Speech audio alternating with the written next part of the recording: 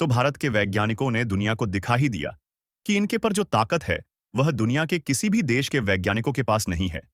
लेकिन समस्या वाली यह है कि भारतीय वैज्ञानिकों को उनकी शक्ति याद दिलानी पड़ती है, और भारतीय वैज्ञानिकों को उनकी ताकत तब तक नहीं याद आती जब तक कोई देश धोखा नहीं दे देता। और अब की बार अमेरिका की तरफ से मिले तगड़े धोखे के बाद भारतीय वैज्ञानिकों की सफलता ने एक बार फिर से दुनिया भर में तहलका मचाकर रख दिया है। क्योंकि हाल ही में भारत की डीआरडीओ यानी कि defence research and development organisation के वैज्ञानिकों ने डिफेंस सेक्टर में एक ऐतिहासिक जीत हासिल की है। दरअसल जिस कावेरी इंजन को साल 1986 से बनाया जा रहा था और इस प्रोजेक्ट में आज तक सफलता नहीं मिल पाई थी, उसी कावेरी इंजन को आखिरकार वैज्ञानिकों ने डेवलप कर ही लिया।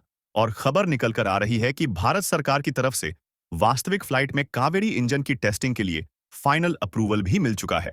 और इसी के साथ भारत भी उन चुनिंदा देशों की लिस्ट में शामिल हो चुका है जो कि अपने फाइटर जेट और फ्लाइट के लिए खुद इंजन बनाते हैं।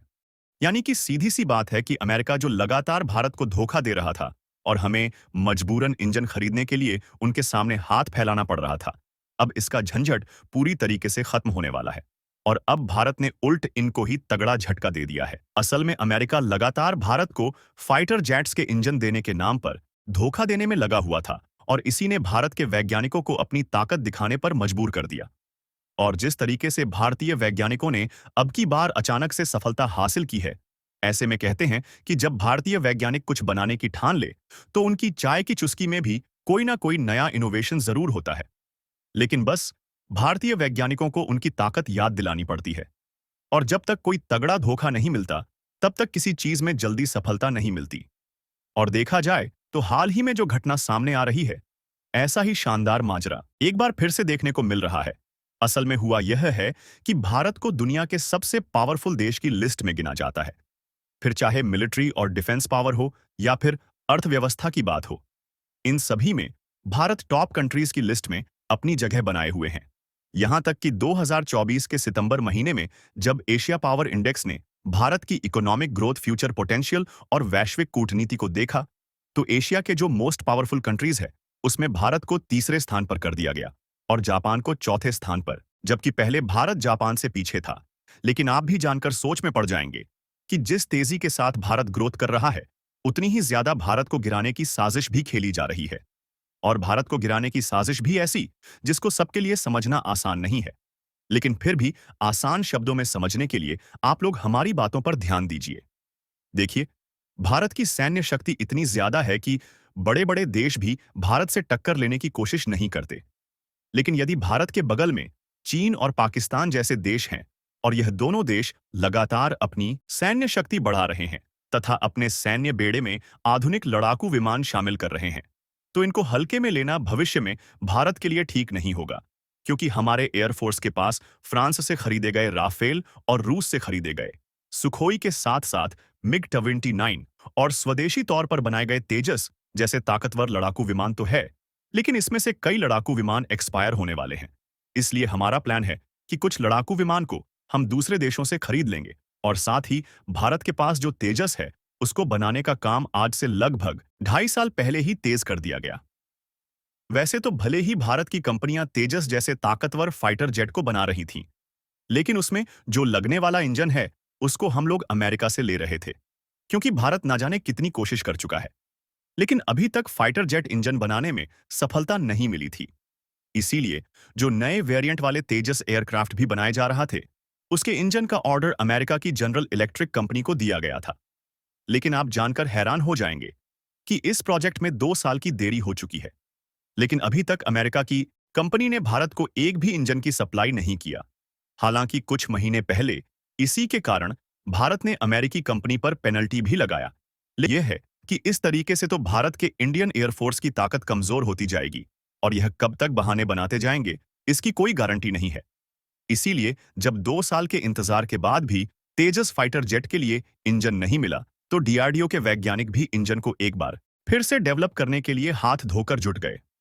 और भारत जो इंजन बना रहा था, उस इंजन का नाम था कावेरी इंजन।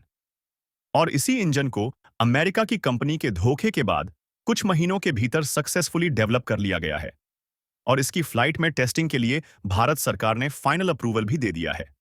आपको बता दें कि अभी तक लड़ाकू विमान और फ्लाइट में इस्तेमाल होने वाले इंजन को बनाने की टेक्नोलॉजी केवल अमेरिका, चीन, रूस, जापान, फ्रांस और ब्रिटेन, इन्हीं 6 देशों के पास है। इसीलिए यह सभी देश विमान के इंजन बेचकर जमकर पैसे लूट रहे हैं। हालांकि अब भारत भी कावेरी इंजन के डेवलपमेंट के बाद इन्हीं चुनिंदा देशों की लिस्ट में शामिल हो चुका है। लेकिन आज हमारे डीआरडीओ के वैज्ञानिकों को कावेरी इंजन के डेवलपमेंट में जो सफलता मिली है, वह इतना आसान नहीं था, बल्कि उसके पीछे न जाने कितनी रातों की अनसुलझी कहानी छिपी हुई है। दरअसल जब भारत के वैज्ञानिक ने फ्लाइट में इस्तेमाल होने वाले इंजन को खुद डेवलप करने की शुरुआत किया, तो दुनिया ने कहा कि यह भारत के लिए यह नामुमकिन है, क्योंकि उस समय 1986 का दौर चल रहा था और उस समय भारत के पास टेक्नोलॉजी और संसाधनों की बेहद ही कमी थी। आपको बता दें कि फ्लाइट में इस्तेमाल होने वाले कावेरी इंजन बनाने के प्रोजेक्ट पर 2000 करोड़ रुपए से ज्यादा खर्च किए गए, लेकिन इसे उपयोगी बनाने में सफलता नहीं मिल पाई और साल 2008 में इसे भारत के तेजस फाइटर जेट के लिए अनुपयोगी का करार दे दिया गया।